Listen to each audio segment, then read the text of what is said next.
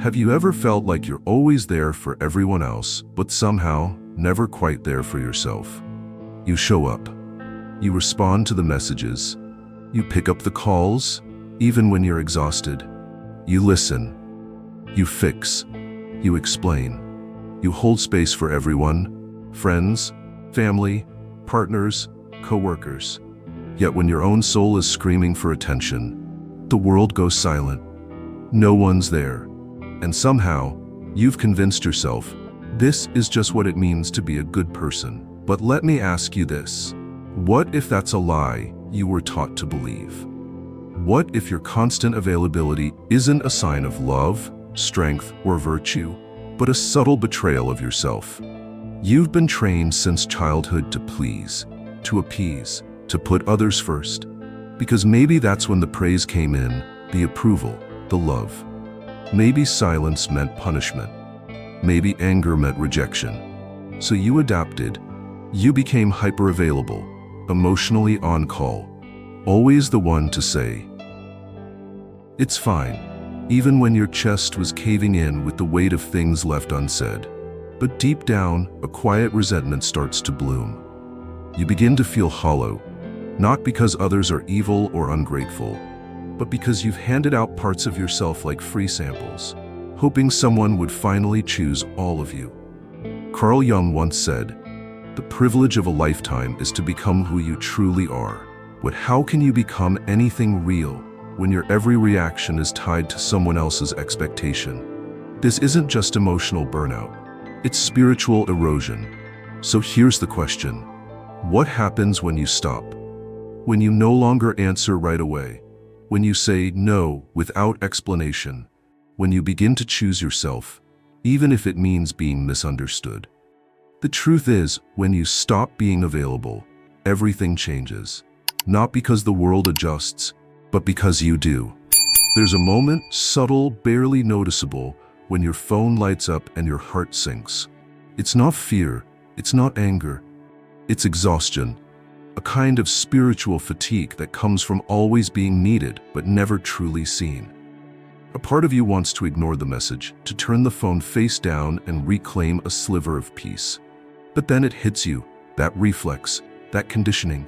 You open the message, you respond, you say yes, again. It could be a friend who only reaches out when they're in crisis, a partner who needs constant reassurance, a coworker who knows you'll pick up the slack. None of it seems malicious on the surface, but over time it wears you down in invisible ways. Every time you say yes when your entire being whispers no, you abandon yourself.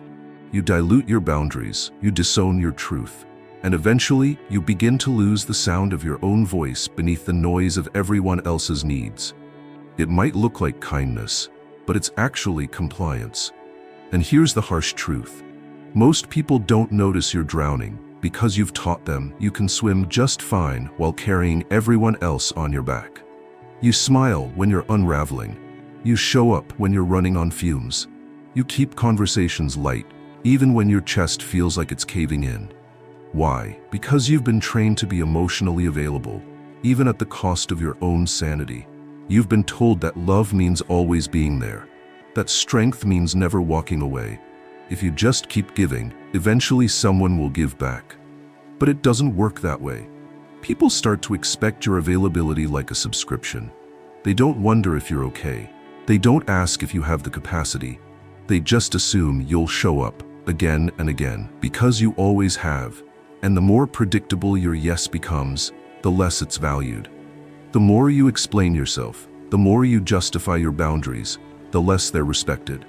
This is the quiet tragedy of being the strong one, the dependable one, the one who never says no. But strength without limits isn't strength.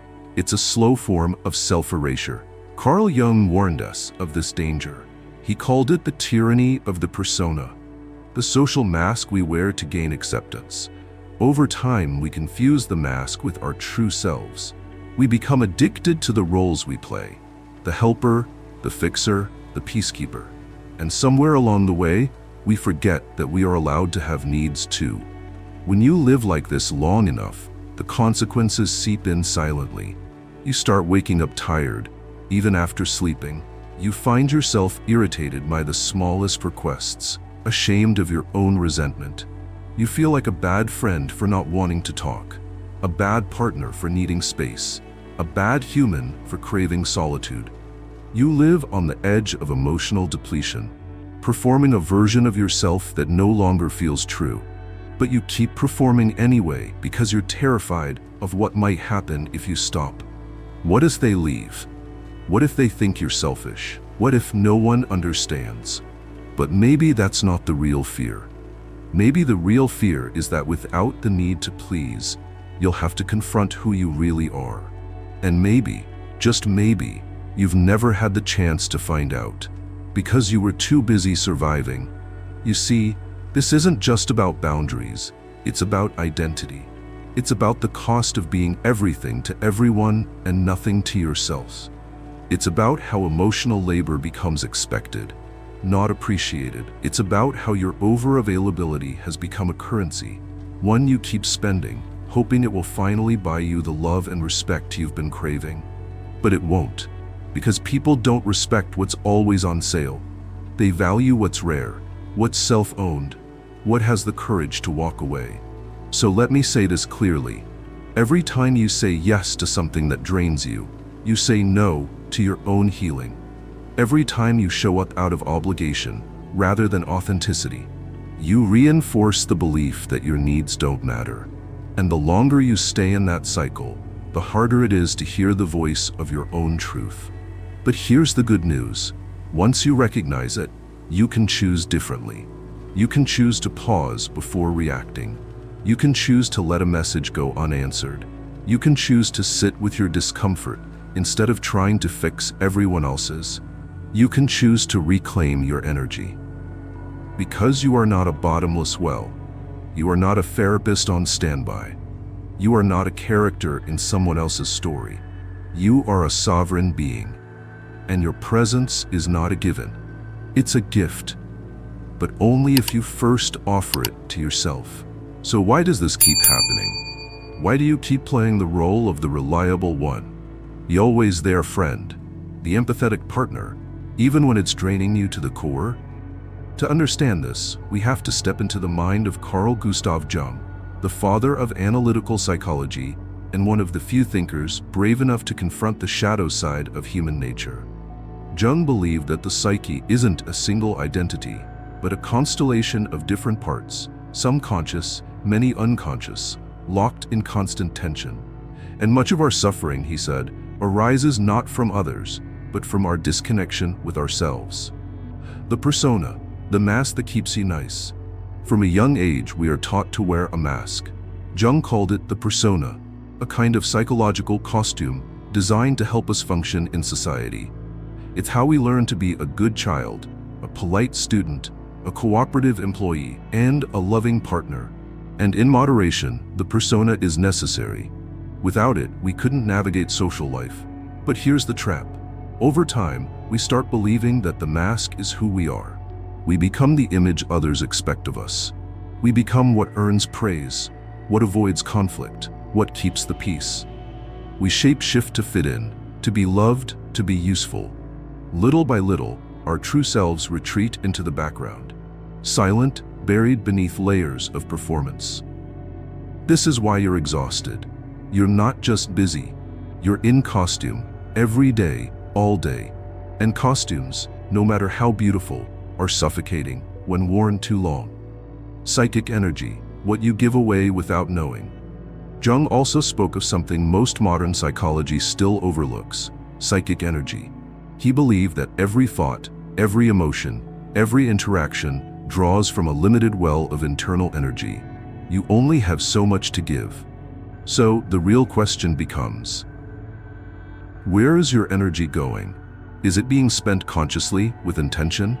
Or is it being drained unconsciously every time you react to a guilt trip, an expectation, a passive-aggressive comment? Here's what most people don't realize. Emotional reaction is energy leakage. Every time you feel the urge to defend yourself against something petty, every time you over-explain a boundary, every time you stay in a conversation that feels wrong, your energy is bleeding out. You are pouring your life force into dynamics that don't feed you, and that depletion accumulates. That's why you're waking up tired. That's why your motivation is gone. That's why even small things feel heavy now. You're not broken. You're just energetically bankrupt. Jung believed that a healthy psyche is one that conserves energy, that knows when to engage and when to withdraw. But that requires awareness. Without it, your energy becomes currency for others to spend. And most of them won't even know they're spending it. Projection. When you become what others need, here's where things get even more unsettling. Jung taught that what we repress in ourselves, our fears, our shame, our insecurity, we often project onto others. But projection isn't just about what we see in others. It's also about the roles others silently assign to us. You see, when you're overly available and overly accommodating, people begin to project expectations onto you. They don't see you, they see what they need you to be. The caretaker, the emotional fixer, the endless well of support, the one who never says no. And without even realizing it, you begin to play the part. You perform. You fill the space they've carved out for you, hoping that maybe, just maybe, this time it will be enough to feel loved. But the truth is, they're not loving you. They're loving the version of you that reflects them. That's why it feels hollow. That's why you feel unseen, even when you're surrounded by people. You're not living as yourself. You're living as a projection. And what's worse, you've internalized it. You've become attached to the identity. You start thinking, maybe this is just who I am. Someone who gives, someone who holds it all together, someone who's strong for everyone else. But Jung warned, what you resist persists. The more you resist setting boundaries, the more you'll find yourself in situations where your limits are tested. The more you avoid facing your true self, the louder your fatigue, resentment, and anxiety will become, until one day you burn out completely, not just physically, but spiritually. So, where do we go from here? It starts by remembering this. You were not born to be a reflection of others. You were born to become an integrated, whole human being. One who can say yes with full presence and no without guilt. One who doesn't need to be everything to everyone. One who protects their energy as sacred. And that process, the unraveling of the mask, the reclaiming of your energy, the breaking of projection, is what Jung called individuation. It is the journey of returning to yourself. Not a version of yourself that others can manipulate. Not a role, not a performance, but the real you. The one who doesn't owe explanations. The one who chooses what and who is worthy of your time. There comes a moment, quiet, almost sacred, when you stop explaining yourself. You don't announce it. You don't warn anyone. You just withdraw. Not out of anger, not to punish, but because, for the first time in your life, you finally realize you don't owe anyone that version of you who always stays, always replies, always softens your truth to be more digestible. And something strange begins to happen. The silence you offer, the space you take, the boundaries you set, they start to unsettle people. Not because you're doing anything wrong, but because you're no longer doing what they've come to expect, being endlessly available. And now everything has changed. Carl Jung once said, silence is not absence, it is an amplified presence. Let that sink in. Your silence is not a void, it's a mirror. And when you stop reacting, people are forced to see themselves, sometimes for the very first time. Your emotional unavailability shatters their narrative. Suddenly, their patterns no longer work. The buttons they used to press no longer get a response. The control they thought they had, gone. This is the beginning of something powerful. The shift from reactive to sovereign. Most of us live in a reactive state, constantly pulled by messages, moods, and manipulation. But when you stop engaging in every emotional tug-of-war, you regain something profound, your center. You're no longer someone's emotional outlet. You're no longer the unpaid therapist, the emergency contact for crises that aren't yours, the default listener when someone doesn't want to listen to themselves. You become still, and in that stillness, you reclaim clarity. This doesn't mean becoming cold or disconnected. It means becoming selective. You begin to ask, is this mine to carry? Does this need my energy? Or is this just another projection trying to pull me out of myself? And when the answer is no, you stay silent, not out of fear, but out of mastery. Why silence disturbs them? Silence is unnerving for those who depend on your reactions. When you stop justifying your choices, they lose their power to argue with you. When you stop explaining your boundaries, they can no longer twist your words. When you step back from drama, chaos reveals itself without your involvement. You've likely heard it. You've changed. Yes, you have. You've stopped feeding dynamics that were never built on love but on utility. You've stopped being convenient. And this, to many, is unforgivable. Not because you're wrong, but because now they have to deal with themselves. The emptiness they used your presence to cover. The guilt they hid behind your understanding. The drama they kept alive by feeding off your reaction. They might say you're cold, arrogant, or selfish. But what they're really saying is, you stopped serving the version of me that needed you to stay small. Let them say it. Because your silence is not rejection, it's a reclamation. The return to inner authority. There is a certain peace that comes when you no longer respond to every external call. A stillness that isn't passive, but powerful. You begin to hear your own thoughts again. Feel your own emotions without needing to suppress them for someone else's comfort. This is what Jung meant by individuation, the process of becoming whole. It's not about becoming untouchable, it's about becoming unshakable. Because when you no longer rely on others to validate your worth, you become sovereign. Your self-respect no longer depends on how others treat you. Your peace is no longer tied to someone else's approval.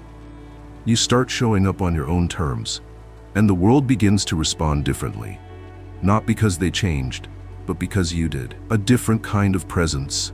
Have you ever noticed how truly grounded people don't need to speak loudly to command a room?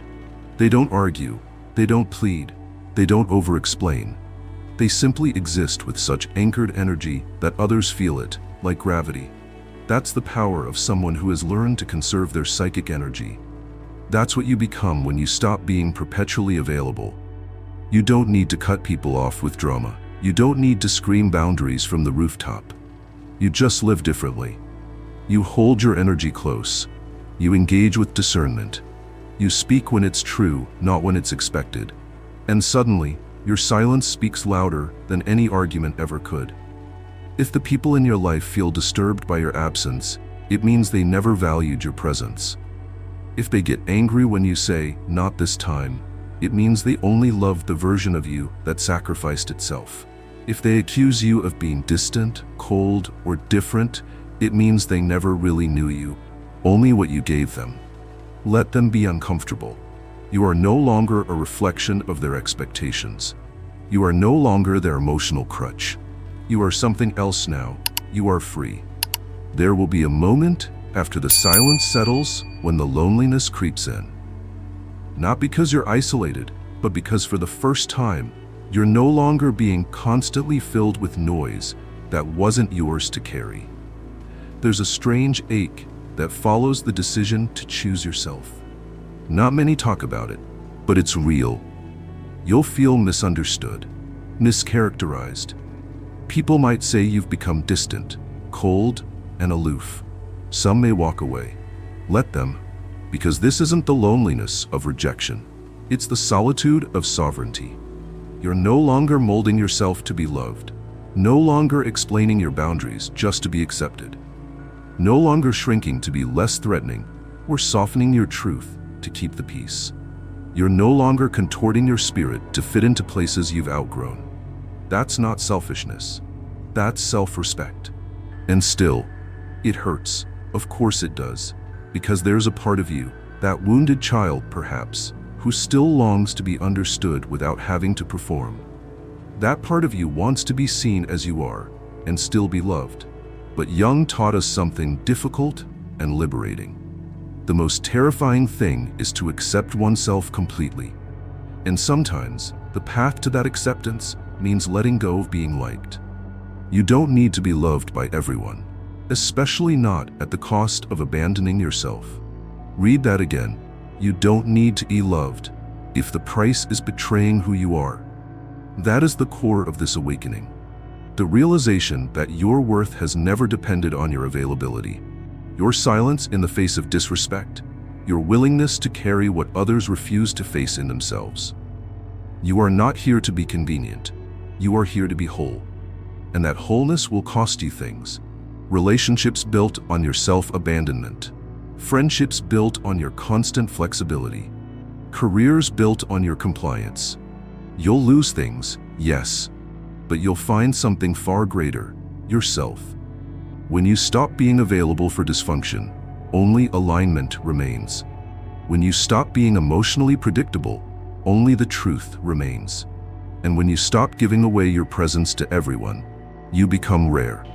And in a world addicted to access, rarity is sacred. So let the silence stretch. Let it rearrange the room. Let it clear out the noise. Let it expose who is really there for you and who was only there for what you provided. You'll be shocked at how many relationships can't survive your boundaries. You'll grieve, but you'll also breathe. For the first time, without apology. Because now, you don't explain your value. You embody it. Now, you don't react. You choose. You conserve. You protect. Now, you don't beg to be seen. You simply are. Fully, unapologetically, powerfully. And this is what terrifies people. Not your absence, but the fact that your absence is no longer a wound. It's a choice. It's a declaration that you've returned to yourself. So I ask you, with no drama and no judgment, are you ready to be misunderstood, even disliked, if that's what it takes to be free? Are you willing to walk away from the illusion of connection if it was built on your silence? Are you strong enough to choose your peace over their comfort? Real self-love isn't found in bath bombs and affirmations. It's found in the moment you say, I will not betray myself to be accepted. It's found in the decision to no longer over-explain your no, to no longer respond out of guilt, to no longer perform for applause that leaves you empty. It's found in the silence you gift yourself, the sacred kind, the terrifying kind, the liberating kind. And here's what no one tells you. That silence will transform you. It will teach you to listen again to your intuition, your anger, your longings, and your fatigue. It will reconnect you to the truth beneath the noise. It will purify the people in your life, leaving only those who love the real you, not the performative you, not the convenient you, but you. This is the real revolution, not becoming invincible, but becoming authentic. And when you do, something extraordinary happens. You stop needing to be loved by the world, because you are finally loved by the one person who matters most, yourself. So now I leave you with one final question, not as a challenge, but as an invitation. Are you ready to become untouchable? Not because you've shut down, but because, for the first time, you've truly touched your own soul. Because that's the shift. That's the rebirth. When you stop being available to everyone, you become unforgettable to yourself. If this message resonated with something deep inside you, don't let it fade away. Take a moment to like this video, subscribe to the channel, and turn on notifications so you won't miss the next insight, the next awakening, the next quiet truth that just might shift everything for you. This space isn't just about content, it's about connection. So I'd love to hear from you. What part of this video spoke to your soul?